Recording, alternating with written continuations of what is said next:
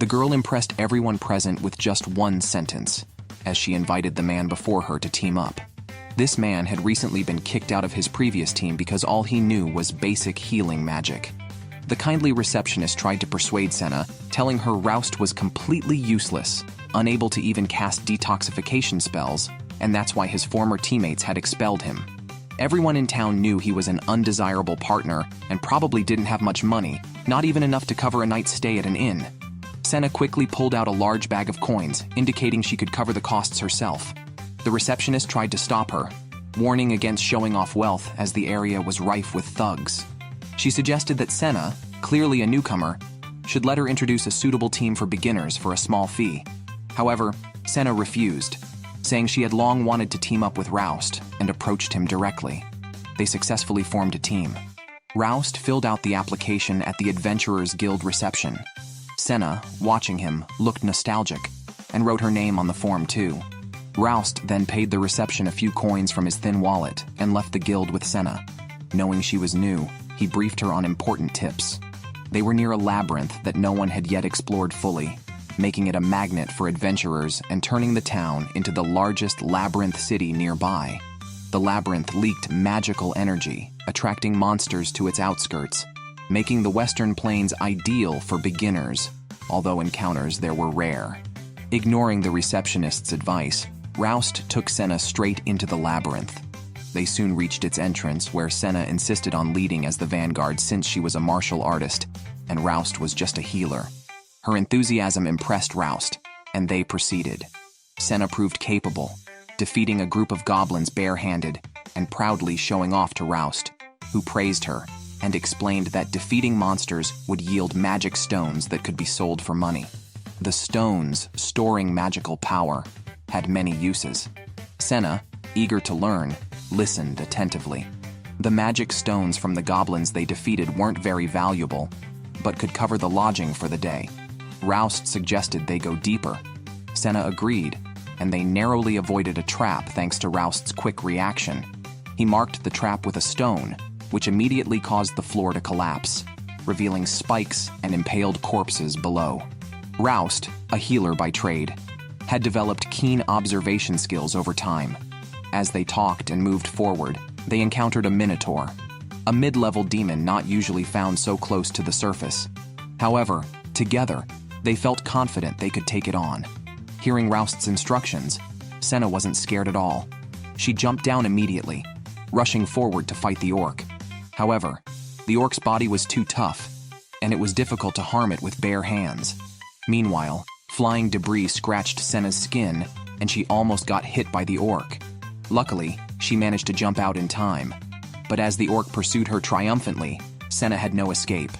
Just in time, Rous stepped in front of her and defeated the enemy with one blow, making it look effortless. When Senna asked, Rous replied with the usual explanation that long experience in the field had taught him some close combat techniques. Noticing the scrapes on Senna's arm, Rous ignored her objections and healed her, then checked the fallen magic stone. Although the stone could fetch a good price, they decided to move deeper into the labyrinth and brought back a large bag of magic stones to the guild. The receptionist immediately realized they must have ventured deep inside the labyrinth. Senna quickly explained it was her idea and that they encountered the orc above. The receptionist was not surprised, noting that the guild's upper management seemed busy with some labyrinth issue, which wasn't her concern. She eagerly bought all the magic stones, and they earned a large sum of money, much more than Rous ever got with his old team.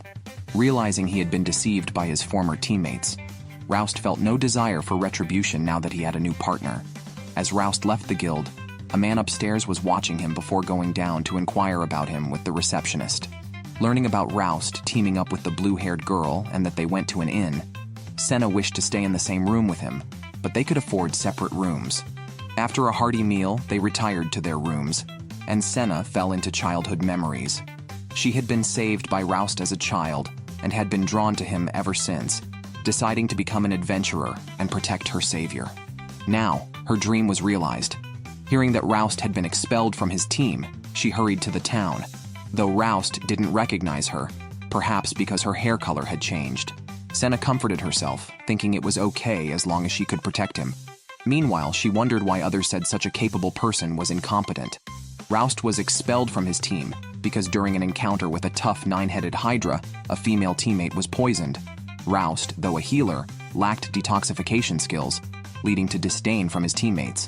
However, Rous had previously advised them to prepare antidotes, which they deemed too expensive and blamed him, unfairly accusing him of incompetence in detoxification. One was poisoned, another too timid, and another a healer who couldn't fight. Seeing the situation deteriorating, the blonde adventurer turned and ran, followed closely by the timid mage. Left with no choice, Rous had to retreat as well, carrying his poisoned teammate. The nine-headed Hydra simply watched as they left, not pursuing them at all. Upon returning to the Adventurers Guild, the blonde publicly announced that Rous was expelled from the team. Despite their own lack of preparation, they blamed Rous, eventually ousting him by a vote of 3-1. This incident has bothered Rous ever since, and it wasn't the first time. He had been deemed incompetent 6 years ago as well. Despite this label, he joined a small team, hoping to prove his capability. However, they only used him as a shield and bait. After escaping from a beast's clutches, his teammates faced the creature's brutal revenge. After leaving the labyrinth alone, Rous encountered a group of goblins attacking a carriage. A little girl watched in terror. Without hesitation, Rous charged in, fighting the goblins with a stick, determined to save even just one small life. After all, as an orphan of the labyrinth, he had little to lose. Rous didn't die. When he next opened his eyes, he saw the unharmed girl and the knights who had arrived in response to an emergency call. The goblins were already dealt with. Rous didn't credit himself for the rescue, still feeling inadequate. Yet the girl earnestly thanked him, saying his efforts had bought them time until the knights arrived. She even complimented him, calling him handsome. Rous noticed scrapes on her arm and healed her. He shared his experiences in the labyrinth, moving the girl to tears. Inspired by his stories, she decided to become an adventurer when she grew up and protect Rous. After parting ways, Senna left with the knights. Rous knew she was a noblewoman and unlikely to become an adventurer. Nevertheless, her words gave him the courage to continue his path. He later met a master and learned essential adventurer skills, becoming a versatile hexagon warrior capable of standing on his own. Eventually, he joined a new team, though they too let him down. But that didn't matter anymore because he had found a new partner. As he pondered this, Senna came over to invite him for breakfast. Their plan for the day was to explore deeper parts of the labyrinth. They reached a teleportation circle, a technology lost centuries ago. Despite deeper exploration by adventurers, only a few such circles were known. The two used a teleportation circle to arrive at the middle layer of the labyrinth, where they encountered intermediate-level magical beasts, such as incorporeal wraiths. At this point, Senna's bare-handed combat was ineffective. However, she had no intention of fleeing and shared her plan with Rous. Rous would confront the wraith first and then run to draw its attention. Senna planned to hide behind a pillar along the way. Humans can control the energy within their bodies through training, and an energy-wrapped fist can shatter even a spectral body. As the wraith approached, Senna burst out and struck it in the chest, dispersing it. The magic stone it dropped fell to the ground. Earlier in the fight, Senna had injured her arm. Rous used a magical artifact that enhanced healing to treat her. These artifacts were also made from processed magic stones. The duo returned from their adventure with a valuable magic stone and went happily back to the inn. Along the way, they came across a dispute, but Rous, accustomed to such sights, didn't intervene to avoid adding trouble for the serious adventurers and townspeople. Instead, he took Senna out for a lavish meal to celebrate their day's success. During the meal, Senna asked about a strange rectangular building in the town. Rous didn't know much about it either, despite having asked others out of curiosity. It turned out that even the craftsmen didn't know what they were building or who commissioned it, as all dealings were handled by agents who themselves reported to many others, indicating that the true mastermind wanted to remain anonymous. However, since the structure seemed harmless, the residents didn't mind. Rous felt that building walls might be more useful, although the town, filled with adventurers, seemed not to need them anymore. After returning to the inn, Rous and Senna said goodnight. Senna hesitated as if she wanted to share a room with Rous, but ultimately didn't say anything. Rous was also thinking about the noble lady and whether she would appear again. Fortunately, Her encouraging words kept his spirit of adventure alive. A few days later, Roust's former teammates recruited a new, attractive healer and prepared to fight the Hydra again. The Hydra was still recovering from their last encounter, where Roust had cut off several of its heads. At the site, the blonde leader asked the new healer to lead the charge, claiming Roust used to do the same. The healer found this absurd, but complied as long as she could use her detoxification skills. Meanwhile, Roust and Senna's exploration was going smoothly. The receptionist suggested they could add more members to tackle more dangerous beasts, but Roust preferred to maintain the current team size. The receptionist then recommended renting a house, as many teams do, to store equipment and foster camaraderie, noting that many co-ed teammates have developed romantic relationships this way. Senna's eyes lit up instantly. However, the older lady thought that she and Roust clearly wouldn't work out. Roust, on the other hand, was reminded of some unpleasant memories. His previous team had also rented a standalone villa, but his room was always used as a storage closet. It was evident he was badly bullied. Luckily, his former teammates were not faring well either. After another failed attempt, Blondie naturally blamed others, but the new healer saw right through it. The team's strength was simply lacking, yet they still chose a frontal attack. Blondie then realized Roust might actually be quite useful, even though they had easily tricked him out of his share of the rewards. Now, they regretted it, and decided to ask Roust to come back. However, Blondie still acted superior, thinking that just by asking, Roust would eagerly return, given their team's fame. So the next day, they approached the Adventurers Guild, and publicly invited Roust to rejoin their squad. Roust was numbed by their approach, and Senna, just having collected her own rewards, learned that the boasting Blondie was his former teammate.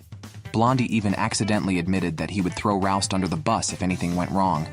Roust had already seen through these people, even if they promised to share future rewards equally. Blondie continued to speak ill of the new healer, his careless attitude showing no respect for Roust.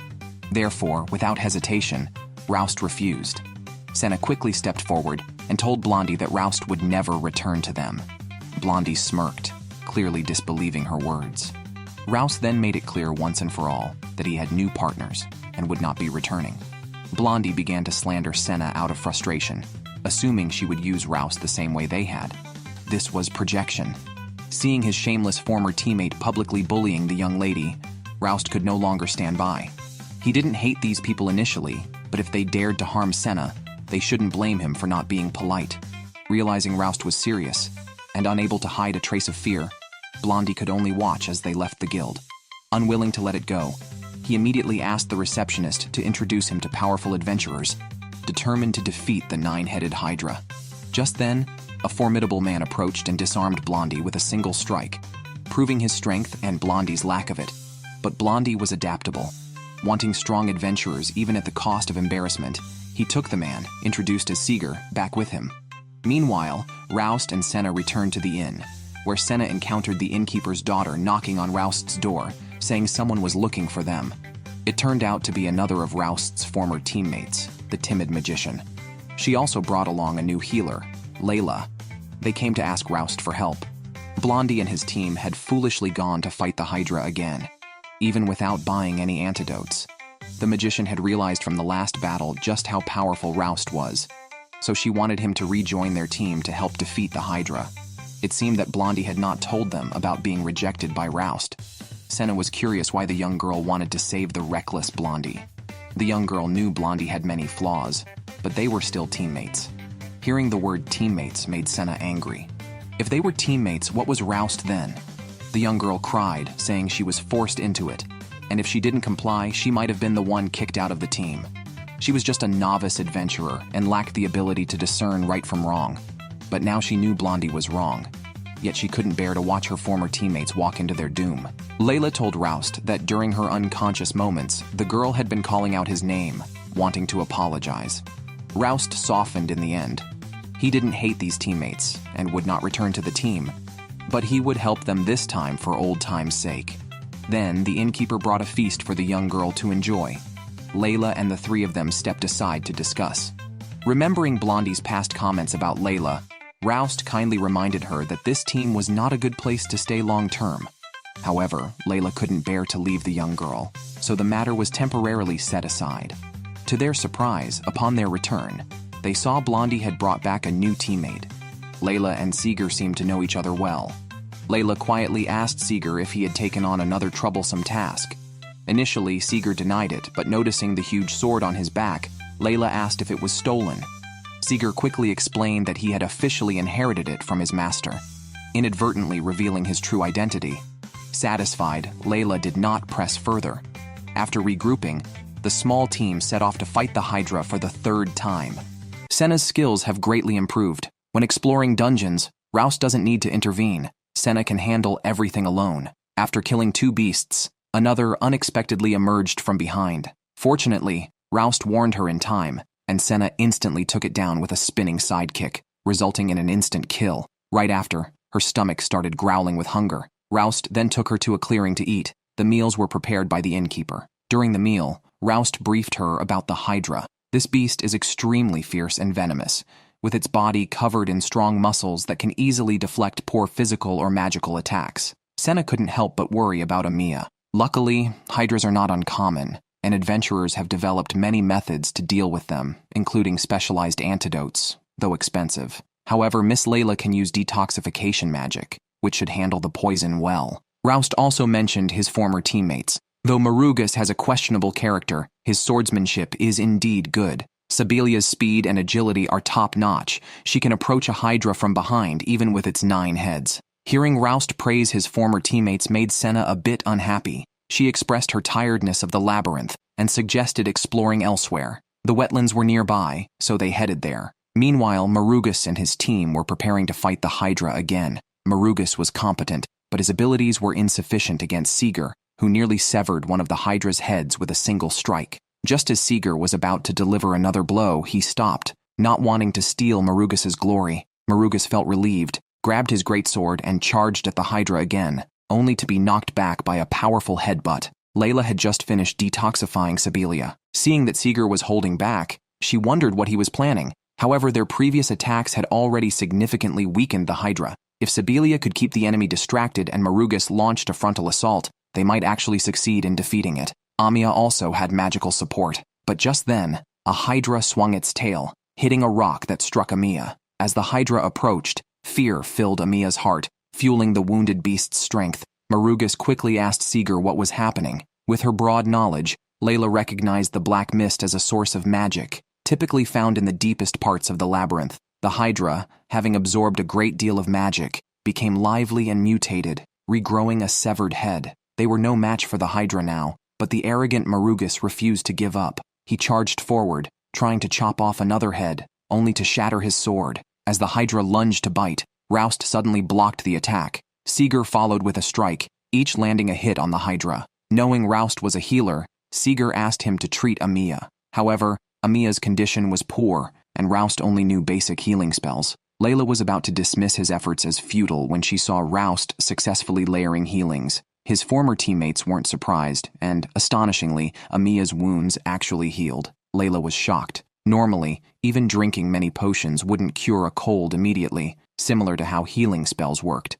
She had never heard of such rapid effectiveness and became curious about Roust's identity. Fortunately, Amiya woke up out of danger. Seeger, who had been confronting the Hydra, noticed it seemed only interested in fighting Rous alone. Senna volunteered to lead the charge, and Rous followed her. Senna charged at the Hydra barehanded to draw its attention, while Rous followed with a dagger. Below them, Seeger managed to chop off one of the Hydra's heads with a sword. Clearly not an ordinary weapon, but a legendary one imbued with great power, the magic sword. However, Senna's situation was tricky. Her punches couldn't inflict significant damage on the Hydra, and she was thrown back. The Hydra did not kill Senna, but seemed to use her as a hostage, forcing Rous into a one-on-one battle. After mutating, the beast's intelligence also appeared to have increased. With no other choice, Rous faced the Hydra alone, but he was outmatched and began to lose consciousness. Just as Seeger was about to intervene, Rous miraculously woke up, seized the dagger, and a terrifying power surged through him.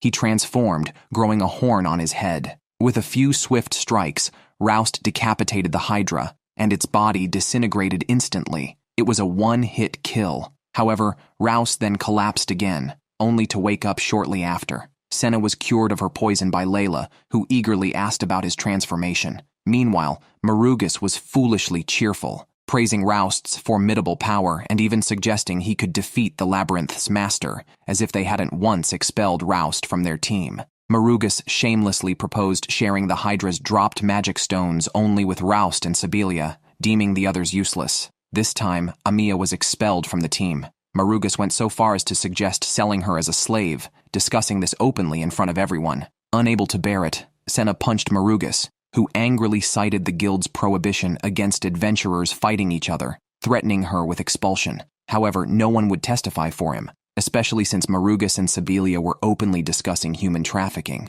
a serious offense. Moreover, Seeger's true identity was as a direct agent of the Royal City Adventurers Guild, with the authority to revoke other adventurers' licenses. Authorities sent him to check on the deteriorating public safety of the town, where he coincidentally encountered Marugus and Sibelia discussing selling a young girl in public, effectively walking into his trap. Both are facing expulsion from the guild and forced labor until death. Despite this, they refused to yield and questioned Seeger's inability to overlook their intentions since they hadn't acted yet. Surprisingly, Roust pleaded on their behalf, knowing they once aspired to be adventurers but had lost their way. He hoped Seeger would give them another chance to redeem themselves as adventurers. Seeger agreed, albeit skeptically, allowing them to remain adventurers under surveillance but away from the town, recognizing that expulsion alone might not reform them. Seeger decided to stay in the town to monitor them. Roust came to terms with his past and planned to continue adventuring with Senna. At night, Seeger met with his old acquaintance Layla, revealing his mission to oversee the town. The Royal Guild suspected internal sabotage behind the town's issues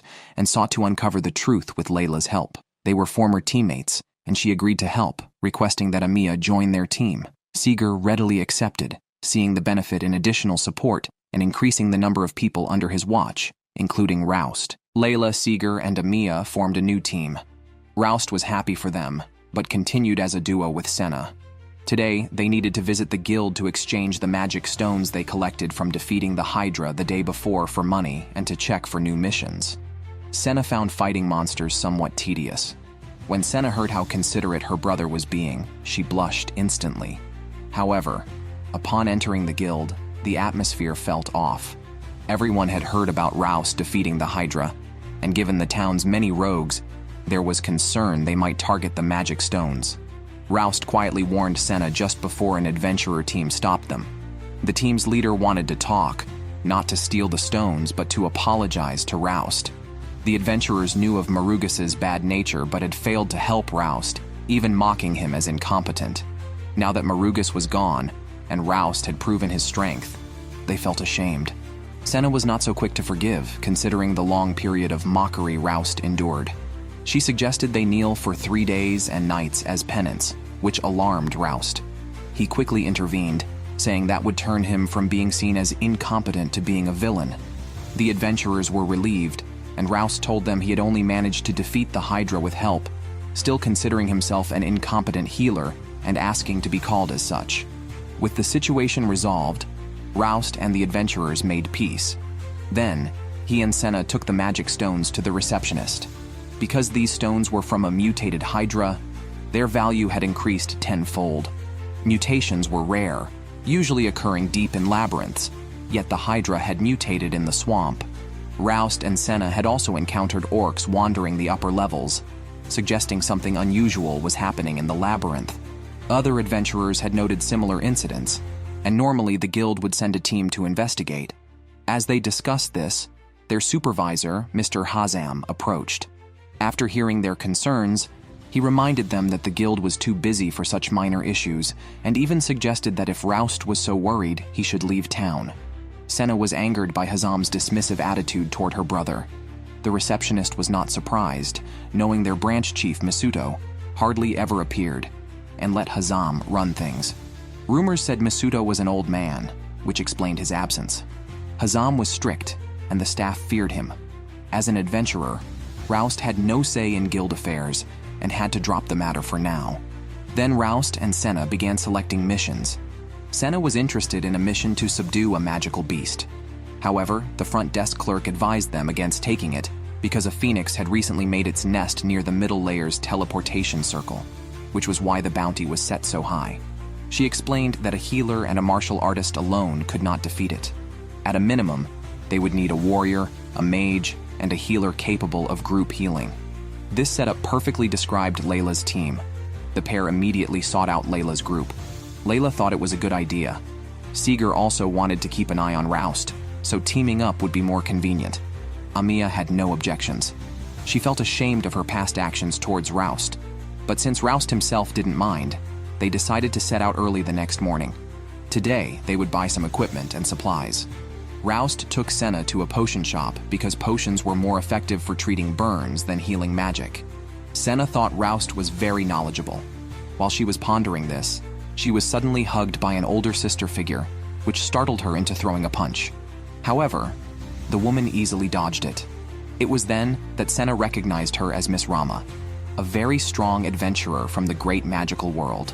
Although Rama said she was here to explore the Labyrinth, Senna knew her father must have sent her. Rama did not deny this. At that moment, Rous returned. To his surprise, he knew Rama as well, and she was also his mentor and a good friend of Senna's father. It truly is a small world. Their reminiscing was cut short as Rama wanted to discuss some family matters with Senna and asked Rous to leave, considering him an outsider. However, Rous refused. He and Senna were teammates, not strangers. Moreover, since Rama was sent by Senna's father, it was likely to take her back, and he wouldn't let his mentor succeed so easily. Rama then threw a small fireball, which Rous dodged, unfortunately turning a customer's chicken leg behind him to charcoal. Seeing Roust's improvement, Rama allowed him to stay and listen. Senna explained that she hadn't run away from home. She just hadn't had the chance to explain to her parents. She had even left a letter saying she was going to find her brother and told her parents not to worry. Calling a stranger brother was bound to cause her parents concern. There was something else Senna couldn't say out loud. Since being saved, she had people track and monitor Rous. That's how she was able to quickly leave home and join his team after he was expelled from his previous team. Knowing that Senna hadn't consulted her parents, Rous urged her to discuss it with them, as being an adventurer still required family consent. Senna felt that if she went back, she wouldn't be able to return. Rama then revealed that Senna's father was not opposed to her adventuring. He was just worried about her sudden departure. Now that Rama saw Senna was with her clumsy apprentice, she felt reassured. After sending Rous away, Rama addressed Senna's current dilemma. Despite abandoning her family to be by his side, Rous seemed to not need her help, surely making the young girl feel uneasy. Even though Senna felt this way, she wouldn't admit it, only saying that her brother was very capable, skilled in healing magic and combat. Rama was not surprised by these events. After all, she and another person had taught her everything. Senna began praising Roust's character traits, noting how he always prioritizes others. He had even arranged today's commission specifically for her, hoping to help her gain some experience so that even if he were not around one day, Senna wouldn't be forced by circumstances. She had come here intending to help her brother, but ended up being helped by him instead, feeling like a burden to him. Rama quickly comforted Senna, pointing out that Rous had changed a lot. He never used to show such expressions before, and it was all because of Senna, so it was fine for them to continue together. Seeing the two young people leave together happily, Rama felt reassured. However, she had her own business to attend to. That night, she went alone to the Adventurers Guild to find out what Mr. Masuto was really up to. Early the next morning, Rous and his group gathered and set off. The innkeeper had prepared some food especially for them. With their food and equipment, they went directly to the labyrinth and teleported to the middle layer. Phoenixes typically live in areas with high ceilings or open views. They soon arrived at a cave with a newly opened path that no adventurers had yet explored. If they could defeat the phoenix circling nearby, the treasure and items inside would be theirs. Rous first checked the surroundings. Fallen pillars showed signs of high temperatures, indicating the phoenix's nest was nearby. He threw a stone to probe, and the phoenix, being the most territorial beast, appeared immediately, showing its extraordinary aggressiveness with flames. Meanwhile, Rama entered the Adventurers Guild through the main entrance. The receptionist immediately recognized her as an important client. However, when Rama asked to see the branch chief, Mr. Masuto, the receptionist broke into a sweat and reminded her that she needed an appointment or a referral letter to meet him. If it was someone familiar, a notification might suffice. Rama admitted she was quite familiar with him, to the extent that she almost wanted to kill him. The receptionist, frightened, immediately refused her. At this point, Rama had no choice but to resort to force, brewing a fireball in her palm. Other adventurers noticed and became cautious. Just then, Hazam finally arrived, asking Rama to speak with him.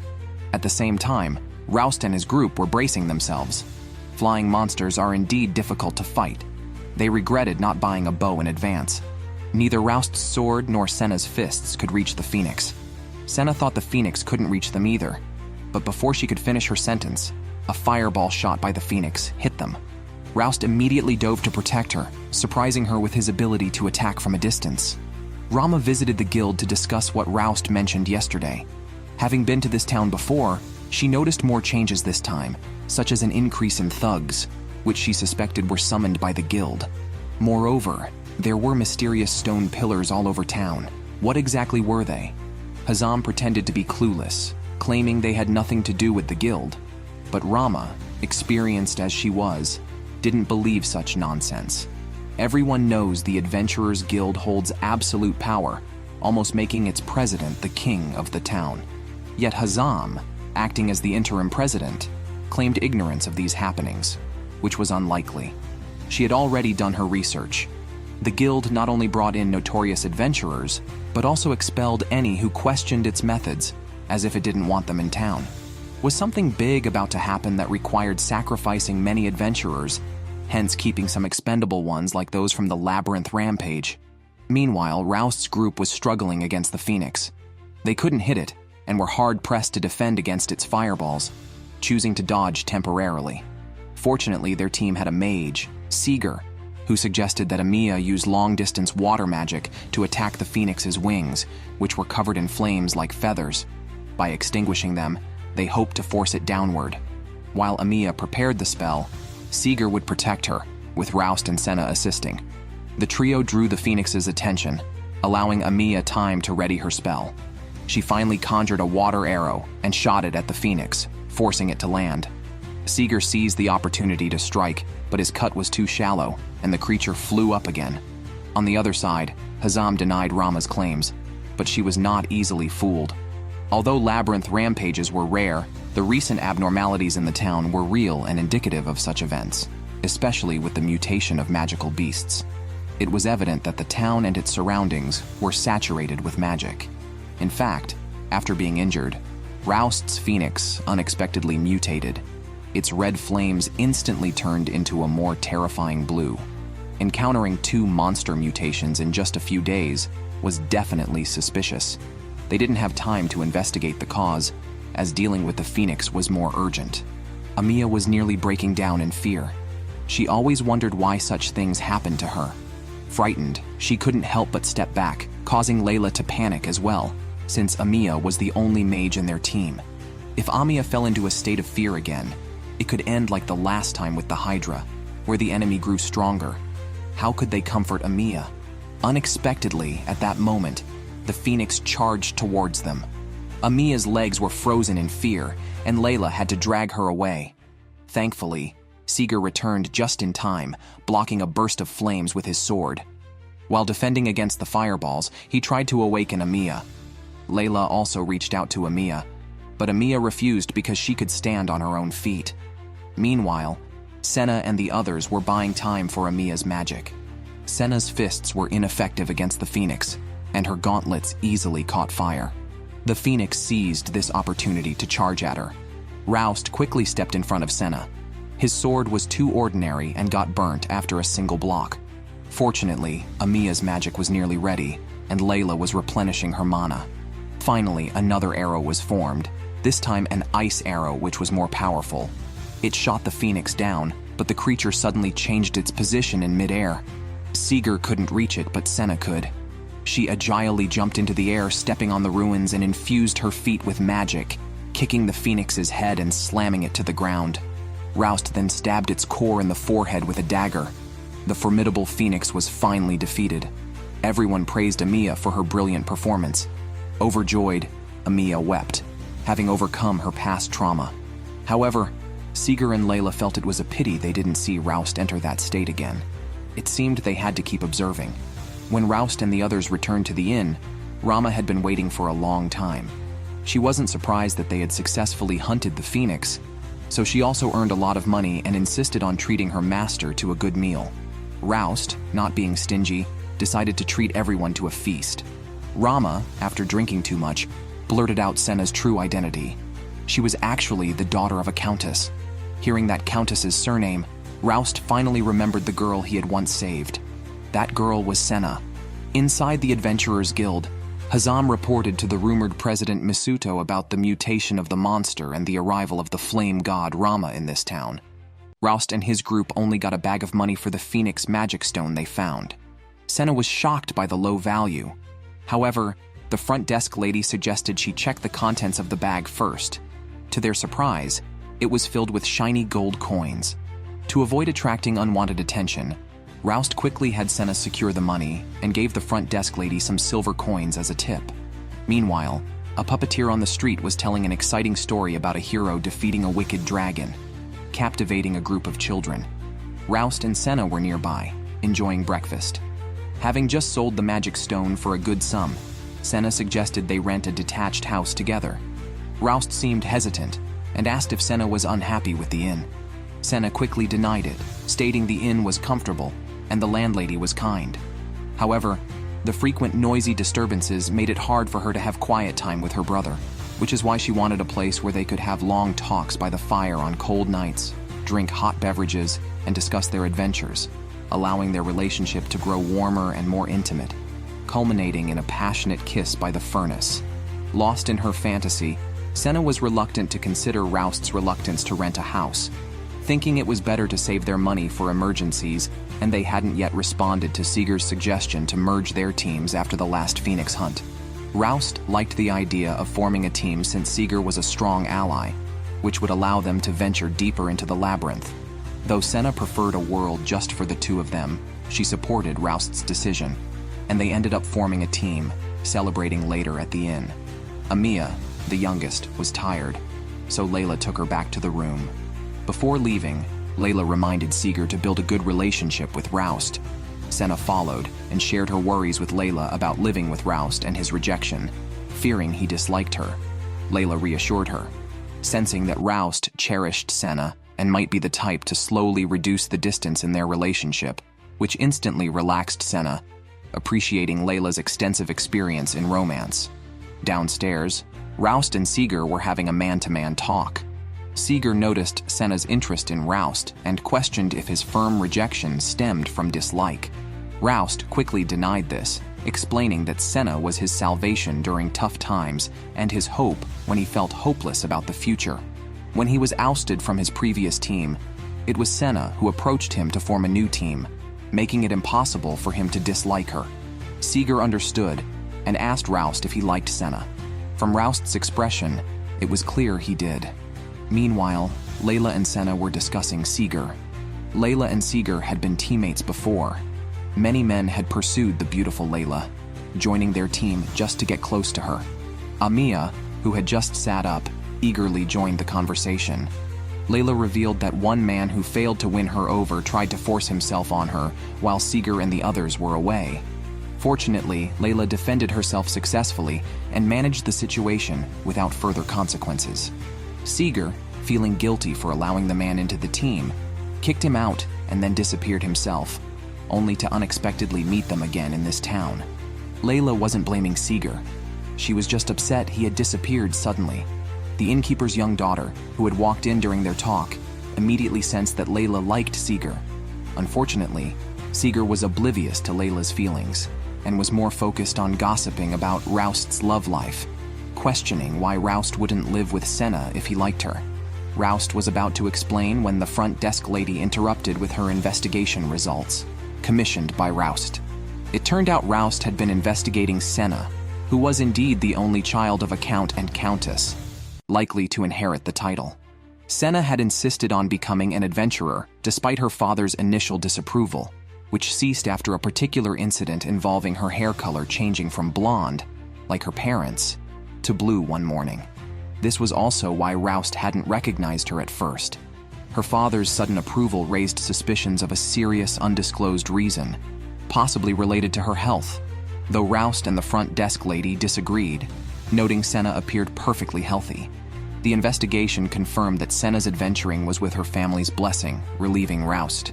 If her father had still been against it, Rous was ready to help Senna negotiate, but with her parents' approval, there was no need for worry. Meanwhile, Layla and the others learned about what Senna had done for Rous.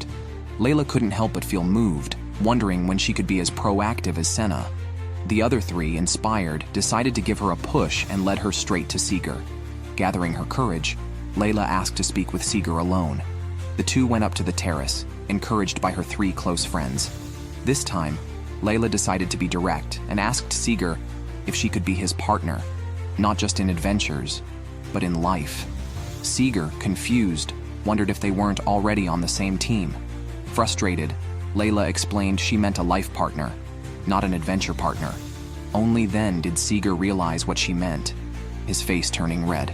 He liked Layla, but hesitated, saying he needed to think it over. Layla was tempted to hit him, but considering Seeger's usual cluelessness, his response was already a good sign. He had never considered such matters before. Without denying his feelings, Seeger stepped beside Layla, and they watched a meteor streak across the sky. Inspired by this, Rous resolved to talk to Senna the next day. On the main street, a puppeteer continued telling a tale of a hero and a wicked dragon. The hero couldn't defeat the dragon, but at the crucial moment, Sleeping Beauty stepped forward. To put the dragon to sleep, she had to sacrifice her life. Believing the hero would rise again to save the world, she confronted the dragon. With Sleeping Beauty's sacrifice, the world was temporarily at peace, and her blue hair spilled out from beneath her cloak. In the Labyrinth, countless cases involve using newcomers and weaklings as human shields. Aside from Rous, this boy was also abandoned by his teammates in front of a half-orc. It must be said that these adventurers are truly wicked. Rous and his team didn't go to the Labyrinth today. Since Rous expressed his desire to talk to Senna yesterday, Senna had been looking distracted. Seeger advised him to resolve the matter quickly. Just as Rous approached Senna and began to speak with a flushed face, a boy covered in scars burst into the inn. This was the boy who had been used as a human shield. Rous and Layla quickly attended to his injuries, and later, Layla, a healer, and the innkeeper's daughter, who was also the boy's childhood friend and a fellow orphan from the Labyrinth, took care of him. The innkeeper often invited him over for meals. Like Rous, the boy had always dreamed of becoming an adventurer and had recently joined an adventure team. Aware that such incidents were not uncommon, Rous decided to intervene, putting his conversation with Senna on hold. He then went directly to the Adventurers Guild, where the team that abandoned the boy had already been detained and questioned. Rous did not wish to harm them, but expelled them from the town, forbidding them from returning. This action displeased the receptionist at the guild, as it involved adventurers handling other adventurers' affairs, compromising the guild's reputation. The receptionist explained that the staff was only following upper management's policies. Just then, Hazam arrived and immediately criticized Roust's actions. Rous decided to explain the situation and reminded Hazam that the city of the Labyrinth and its orphaned adventurers are inseparable. Similar incidents occur in other towns, but at least those guilds take some measures. Here, nothing is done. Hazam countered by asking what changes these measures had brought elsewhere. Rous was left without a response. The Adventurers Guild's capabilities are indeed limited. Hazam stated they would not invest significant resources and talent in strategies that show no visible results. However, he clarified that they did not ignore the plight of adventurers, as warnings had already been issued, advising those who disliked the treatment to leave the town promptly. So, what Rous and his team should have done was not to expel those worthless adventurers, but to leave themselves. Rous couldn't win the argument, but he felt that Hazam was wrong. Then Hazam told him something. Adventurers and danger are only a step apart, and it's natural for the incompetent to die. Rous seemed to have heard this somewhere before. It wasn't until Hazam showed the scar on his arm that Rous finally remembered. They had once been comrades, fighting side by side. Back then, both Rous and Hazam were weak. They were hired together as laborers in the same team. Rous, always the good guy, tried to help, but was met with harsh words from Hazam. At night, while the other adventurers laughed around the campfire, Rous and Hazam suffered from cold and hunger. Later, when the adventurers were asleep, Rous suddenly woke Hazam to warn him about the goblins below and urged him to wake the others. However, there was a large group of goblins, and they couldn't be overpowered by force. Their only option was to flee. So, the adventurers grabbed Hazam and Rous and threw them down to attract the goblins' attention, buying themselves time to escape. By then, Rous had realized that from the start, hiring them, two powerless people, had been part of their plan. However, Rous wasn't worried and even encouraged Hazam. Together, they escaped the encirclement and hid. Hazam thought the group might have already escaped, but Rous wasn't so sure. He knew that goblins, when hunting in groups, tend to attack the larger group. This meant that as long as they kept hiding, the goblins would eventually catch up to the adventurer squad. As soon as Rous finished speaking, there was movement among the goblins, who all ran in the same direction. Rous and Hazam thus managed to escape, and those adventurers became the bait that helped them flee. However, Rous mentioned that he had actually wanted to save everyone, but under the circumstances, it was best for him and Hazam to run first. Hazam had just received a deep wound on his arm and was in severe pain. Rous quickly healed him. Hazam couldn't understand. Knowing the goblins would eventually return, Rous should have fled first, especially since he was also prepared to die in battle because the powerless don't have the right to survive. Rous disagreed with this view. Indeed, the world is harsh on the powerless, but he believed that one day they would also find redemption. Rous had been saved once before, and now brought redemption to Hazam, but he still couldn't change Hazam's mind. The world is harsh on the powerless, but at that time, it wasn't them, but the adventurers who didn't understand goblin habits who were truly powerless. After returning to town, Rous and Hazam lost contact. Later, Hazam was taken under the wing of the branch president of the Adventurers Guild, Misuto, and gradually became capable of handling things on his own. Rous was genuinely happy for him. However, Hazam then tried to expel him from the town, saying this was the greatest redemption he could offer. Knowing Roust's relationship with Senna, he even asked Rous to take her and leave together. Unable to persuade Hazam, Rous left the office dejectedly, but was pulled aside by the receptionist into a small room. She told them that some guild staff were very dissatisfied with President Misuto and Hazam's actions. With many monsters appearing near the town, this could lead to injuries among the civilians. The receptionist planned to spread information about the problematic individuals and turn a blind eye to any ensuing conflicts. She also promised to remind the adventurers about the unusual maze conditions and, as compensation, to buy the magic stones from them at a slightly higher price after they repelled the monsters. Starting tomorrow, Rous and his group would have to deal with the monsters near the streets. Senna had no objections, as this was part of their job as adventurers. Meanwhile, Seeger was busy training children who wanted to become adventurers, including the boy who had escaped that day. Senna eagerly joined in. At this moment, Layla remembered an important issue. Had Rous told Senna what he wanted to say? Clearly he hadn't, but seeing Senna's spirits restored, everyone felt reassured. Elsewhere, Hazam gave a letter from the capital to President Misuto. Sent by the Chancellor, it instructed Misuto to keep a close eye on Senna, who was the heroine from the tales of the Evil Dragon and Sleeping Beauty, and the only savior who could suppress the evil dragon. Roust's team will not enter the Labyrinth recently, focusing instead on hunting magical beasts near the town. They discovered a group of goblins descending from the mountains, seemingly headed for the town. Layla suggested an ambush along the way, but Rous felt a direct confrontation was necessary to eliminate them all and safeguard the residents. After strategizing, the group decided to circle around from below. Unexpectedly, they encountered an old carriage, reminding Rous and Senna of their first meeting. The battle with the goblins was about to begin. Rous and Senna, now much stronger than before, handled the goblins with ease, quickly eliminating the whole group. However, the next moment, the ground shook violently, affecting the town as well. Hazam and Misuto knew their worst fears were about to materialize. Rous and his team returned to the inn, which only suffered some broken dishes, with no major damage. Soon, a reconciled adventurer from another team came to call them, saying their leader Magniel wanted them at the square. Upon arriving, they found another group of goblins outside the town, including several larger ones, apparently planning to attack amidst the chaos. Magniel called for Roust's help, and together, they defeated these goblins. During the fight, Rous severed the arm of a large goblin, which surprisingly spoke human language, followed by other goblins threatening to kill them. The adventurers were shocked, having never heard of magical beasts speaking before. Even the experienced Seeger had not encountered such a thing. However, Rous reminded everyone that their priority was to defeat the goblins and protect the town. The adventurers quickly regained their composure and continued the fight. As the large goblin died, it left a cryptic message about humans eventually losing, and a mutated magic stone. Just as they resolved this issue, another adventurer arrived asking for help. Almost 3 times the number of goblins had gathered outside the town. Overwhelmed by the numbers, Rous suggested a retreat to gather more adventurers from the town to fight together.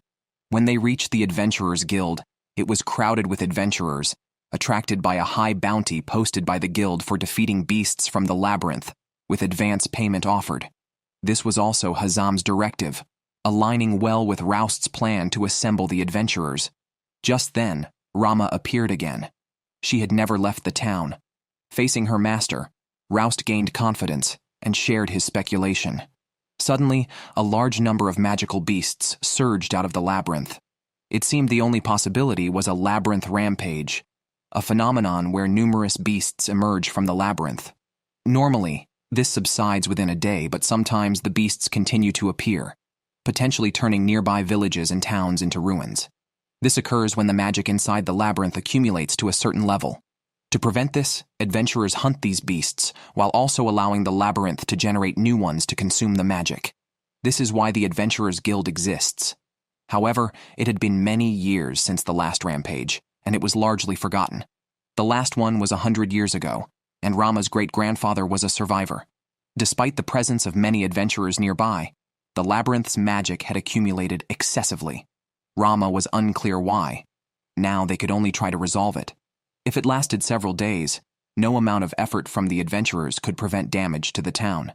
Thus, Rous asked everyone to move large cabinets to block the town entrance. Young men learning swordsmanship under Seeger wanted to help fight the beasts, but were persuaded by Magniel to return. There were many safer tasks they could do besides fighting the beasts. The youths then focused on logistics. Soon, a large group of goblins gathered outside the town. Attracted by the promise of money, other adventurers fought fiercely against the beasts. Unexpectedly, within half a day, the beasts had invaded the town.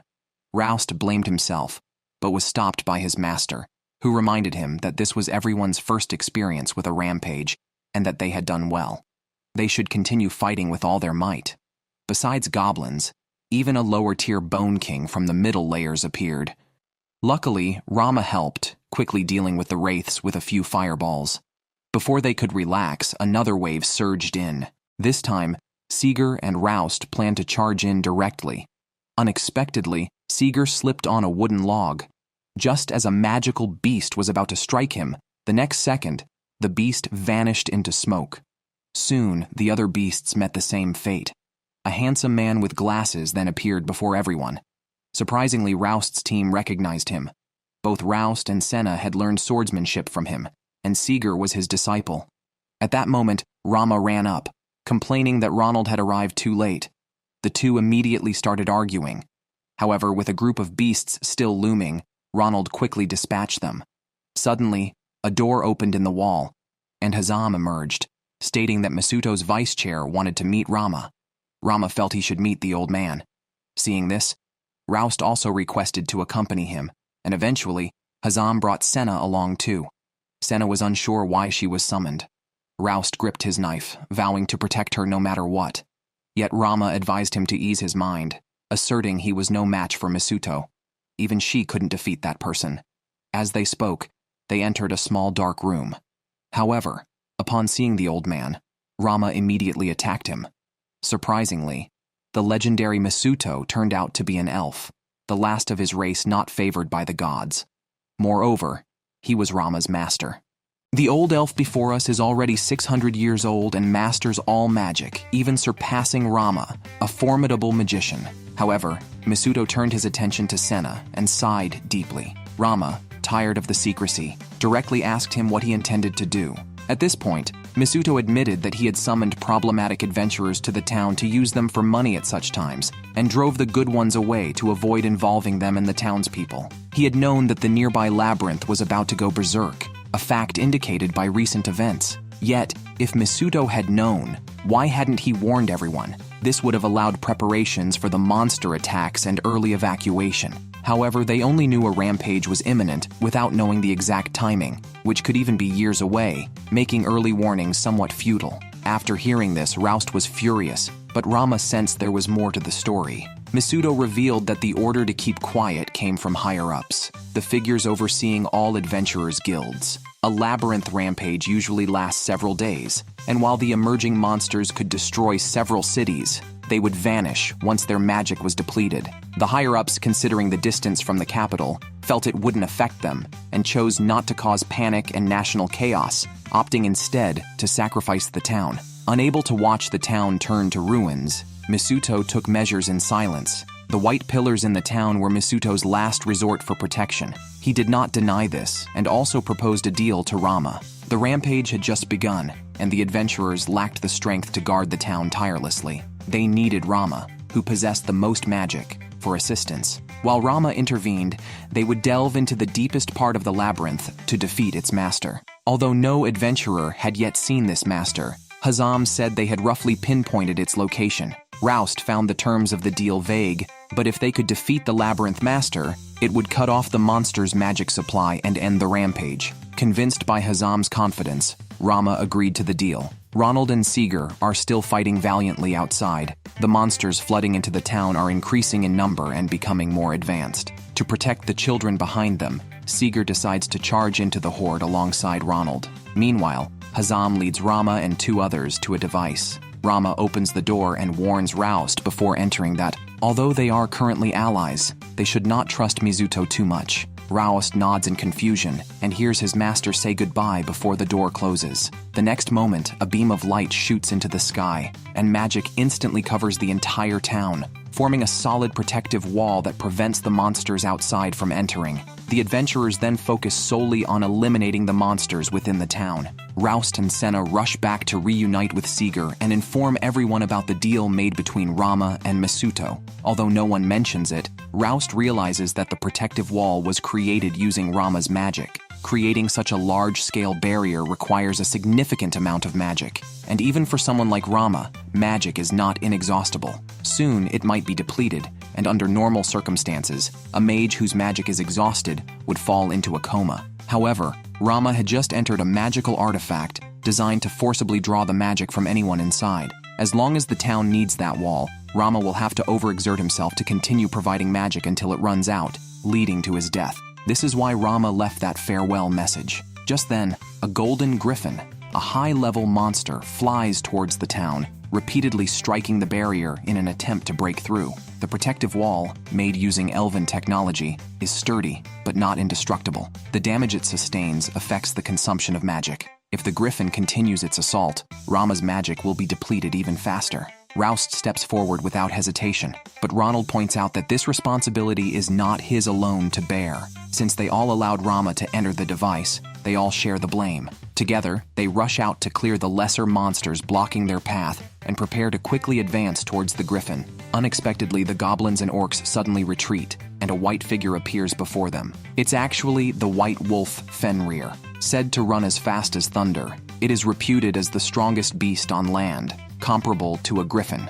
It's a rare challenge for adventurers to encounter both a griffin and Fenrir on the same day. Seeger is so excited he's trembling. At this point, they have no choice but to split up. Ronald tells Rous and the others to handle the white wolf while he goes after the griffin, then leaves the group alone. Unexpectedly, Fenrir targets the weakest, Amiya. Thankfully, Rous quickly steps in front of her, and Fenrir starts attacking Rous.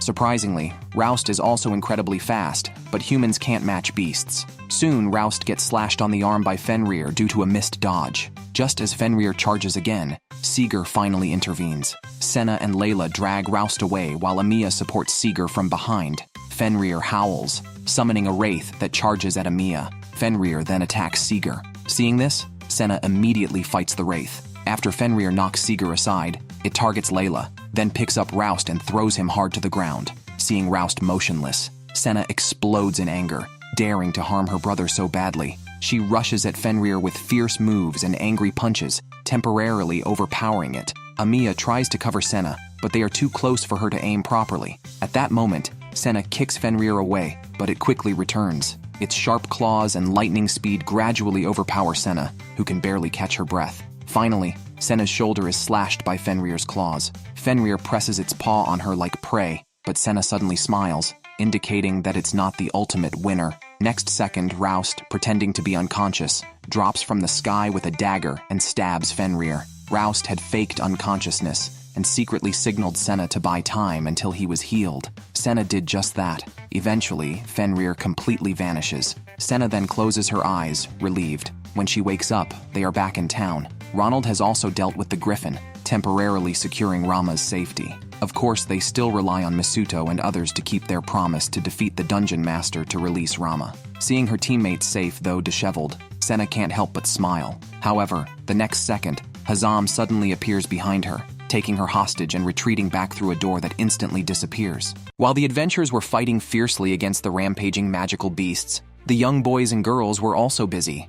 They took advantage of the adventurers' rest time to deliver nutritious and delicious bento boxes and informed Rous and his group about the situation. After Hazam took Senna away, Rous and the others returned to the inn. There, Ronald revealed that Senna was actually the legendary Sleeping Beauty. Although it was a fairy tale, the story's magical power that could put the evil dragon to sleep was real. However, to awaken this power, the dragon must consume her, just like in the fairy tale. On the other side, Hazam brought Senna to Misuto. Senna punched him, but unfortunately, she couldn't harm Misuto. Misuto teased her by asking if she knew what the evil dragon really was. Everyone knew that the evil dragon appeared suddenly 200 years ago and tried to destroy the world, only to be repelled by a sudden hero. But Misuto revealed that even the hero couldn't kill the dragon. It had only retreated temporarily. Moreover, the dragon didn't first appear 200 years ago. It had emerged and threatened the world every 200 years for the past several centuries, retreating to gather strength after each defeat. Now, 200 years later, various anomalies near the town were signs of the dragon's revival. It was set to resurrect deep in the Labyrinth. This time, however, no hero had appeared, but there was still someone who could put it to sleep. Senna, with her blue hair. Whenever the dragon was about to emerge, the chosen Sleeping Beauty's hair would turn blue. Senna's father allowed her to become an adventurer because he knew this fact. The person in charge of all the adventurers' guilds wanted to minimize the damage caused by the dragon and planned to use Senna and the townspeople. When they learned of the Labyrinth's impending rampage, they did nothing, expecting the town to be easily destroyed by the beasts. This would force all classes to demand action, allowing the powerful figure to act freely, controlling the economy, or imprisoning troublesome individuals under the guise of fighting the monsters. Senna was shocked after hearing all this. How could someone be so malicious? Yet the powerful figure believed this was the only way to save the world. Fortunately, Misuto was unwilling to abandon the town, although his measures also involved sacrificing some, like Rama, who provided magical power, and Senna, who he kept close for emergencies. After hearing Ronald's revelations, everyone felt angry and helpless. Now they could only hope that Misuto and his group would successfully defeat the Labyrinth's master. Since the master was in the deepest part of the Labyrinth, they decided to explore it themselves. Everyone was resolved not to abandon Senna, so they decided to have a hearty meal before setting off. Meanwhile, Misuto used a teleportation circle to take Hazam and Senna deep into the Labyrinth. Since all the magical beasts had run outside, the Labyrinth was eerily quiet. Rous and his team advanced quickly. Upon their arrival, Misuto, Hazam, and Senna encountered a Cyclops. Just ahead was the temple of the Labyrinth's master. Before they could reach it, Rous and his group found them. Eager to reunite with Senna, Rous ran towards her, but was blocked by the Cyclops. Unexpectedly, Rous sliced off the Cyclops' arm with a single strike, followed by a flurry of swift moves that made the three Cyclops vanish instantly. Finally, the two groups met. Misuto was not surprised by Roust's arrival and even pushed Senna towards him. Everyone questioned Misuto about his intentions. Misuto explained that he did not agree with the Chancellor's methods. Forcing Rama to contribute magic was a last resort. If they could quickly defeat the Labyrinth's master, the rampage would end, and Rama could be freed from the device. Misuto also stated that sacrificing Senna was not necessary unless absolutely needed. However, it was up to Rous and his team to defeat the Labyrinth's master. Masuto revealed that not only elves but other races not favored by the gods had existed and were now extinct. Now, humans dominated the world, and as the last elf, Masuto was nearing his end. He believed the world needed to be saved by human hands. Convinced by Masuto's argument, Rous and his team followed him towards the temple, determined to defeat the Labyrinth's master first. At the temple, Masuto shared that the evil dragon belonged to another world and required a vast amount of magic to resurrect. The magical beasts roaming the labyrinth and nearby areas were collecting this magic, which the Labyrinth's master then transmitted to the dragon. Defeating the Labyrinth's master would prevent the dragon's resurrection and stop the Labyrinth's rampage. The dragon could still use other Labyrinth masters to gather magic, but dealing with this one would buy time for Rous and his team. After explaining, Masuto provoked the Labyrinth's master, and Roust's team attacked together. United in their efforts, Rous delivered the final blow, quickly defeating the Labyrinth's master. However, the next moment, the ground shook violently. A black tentacle pierced Hazam's chest, and the evil dragon's voice emerged from the dark mist. Masuto was shocked that the dragon had already amassed so much power, and now threatened him. If Masuto did not surrender his body, Hazam would die. Hazam urged Masuto to let him go, arguing that his life was nothing compared to the safety of the world. Masuto knew this was the right choice, but vowed to seal the portal with all his might. However, a moment's hesitation allowed the dragon to exploit the gap and possess Masuto's body. Now controlled by the dragon, the magic began to flow back, but it was still insufficient. The dragon left the labyrinth, attacking the city walls with numerous tentacles, while Rama, supplying the magic, visibly suffered in pain. Rous and his team rushed outside, realizing the gravity of the situation. After the evil dragon possessed the body of the elderly elf, it began to destroy the barrier. Rama, who provided the magical power for the barrier, was nearly overwhelmed with frustration. Wasn't he supposed to deal with the Labyrinth's master? How did the dragon take over his body? Soon, her magical exhaustion caused her to lose consciousness, but she believed her disciples could handle everything. Meanwhile, the townspeople were terrified, and their fear fueled the power gathering in the dragon's staff, which was then transferred to a gate in the depths of the labyrinth. The ground shook violently, and a horde of monsters surged from the labyrinth, signaling the start of a second, even larger wave of chaos. The adventurers did their best to calm the children, uncertain how long the protective barrier would hold. Ronald and others were worried about Rama, and the situation was no better elsewhere. Rous was trying to heal Hazam, who, after regaining some strength, asked Rous to forgive the branch president. They were all orphans of the labyrinth, knowing the town had no place for them except to be exploited by adventurers, inevitably leading to their demise. But Masuto was different. He had taught Hazam everything, passing on all the skills needed to survive in this world. Hazam's feelings for him had long surpassed mere gratitude, and Masuto likely felt the same, hence his moment of hesitation. Upon realizing Masuto also valued him so much, Hazam felt grateful and moved. However, Rous countered that Masuto wasn't the only one who valued him. Since they had fought side by side, Rous had come to see Hazam as a friend. Hazam had a realization. He had also considered Rous a friend, which is why he repeatedly urged him to leave town, hoping he wouldn't get involved. Rous ignored the advice, and Senna, unable to bear it, criticized the situation. She argued that pretending to care for Rous while withholding information and leaving him with painful memories was no friendship at all. Rous asked Senna to stop talking. Hazam, too weak to argue, told Rous to stop healing him, believing that all their efforts were doomed and perhaps they deserved this as punishment. Senna called him selfish, noting that dying was easy, but he should live and take responsibility for his actions. Rous continued to heal Hazam while adventurers bravely fought the monsters outside the barrier. Nearby, a receptionist tempted everyone with gold coins. Aside from the dragon's possession, everything unfolded according to Masuto's plan. Ronald asked the others what they planned to do. With their strength, they could easily flee the town, but no one wanted to do that. If the dragon revived, it would spell destruction for the world, making escape meaningless. They all chose to fight alongside Ronald. Rous asked Senna to stay behind because she was a sleeping beauty, fearing she might be harmed. With just Rous and a few others, handling the constantly emerging roots was already challenging. It seemed necessary to defeat the leader first. Rous and Amiya exchanged glances, then sprinted to a large rock. Amiya used magic to lift the rock, and Rous leaped from it, charging at the evil dragon. Unfortunately, his dagger was too short. Before it could pierce the dragon, spikes impaled Roust's chest. Everyone froze in shock, watching as Roust plummeted to the ground. Senna was worried yet remembered her brother's teachings.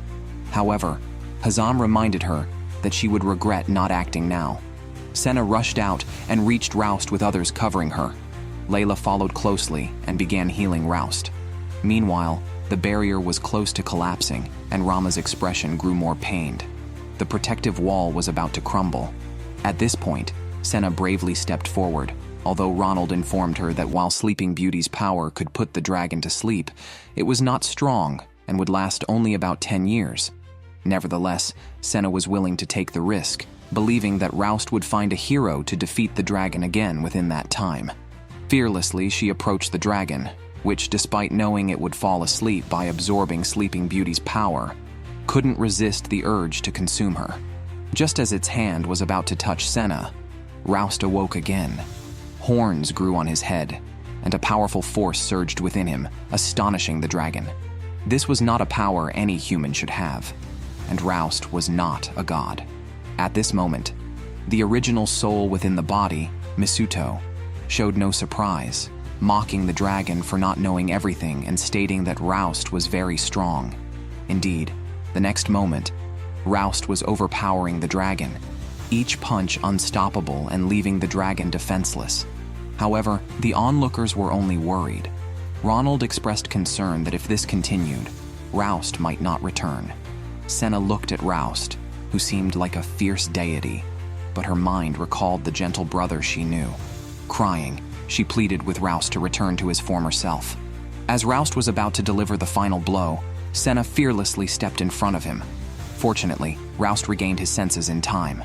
Senna grabbed his fist and called out, "Brother," a single word that restored Roust to his normal appearance. The evil dragon planned to take this opportunity to escape, but weakened, it was temporarily restrained by Misuto, frozen in place. Hazam urged Roust to strike the final blow, but Roust hesitated. Misuto understood why and declared that he had lived long enough, telling Roust to go ahead. Senna also took Roust's hand, wanting to share the burden of this act. Together, they plunged the dagger into the body, severing the flow of magic.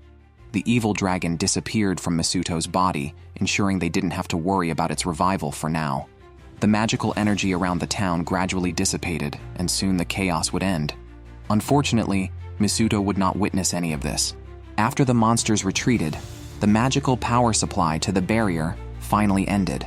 Rama emerged from the device, and only Ronald was there to greet her. As soon as they saw each other, they started bantering playfully. Meanwhile, the news of Misuto's sacrifice and the temporary slumber of the evil dragon reached a significant figure, who commented that the man named Roust might not be able to replace the hero. With the branch president dead, a new one needed to be chosen. Surprisingly, Hazam nominated the receptionist. He didn't plan to stay, and though the receptionist was initially reluctant, she quickly agreed upon hearing the salary offer. Ronald and others celebrated at the inn, while Roust and Senna decided to spend some time alone. Knowing the dragon was only temporarily subdued and could awaken one day, Roust decided to embark on a journey to find a hero and invited Senna to join him. Although it wasn't what he had originally planned, it was the most important thing he wanted to say now. Senna readily agreed, as she had joined the team initially to partner with Roust. The next morning, the pair planned to leave quietly before everyone woke up. But to their surprise, everyone already knew. The innkeeper even prepared lunch boxes for them. Layla and 2 others saw them off.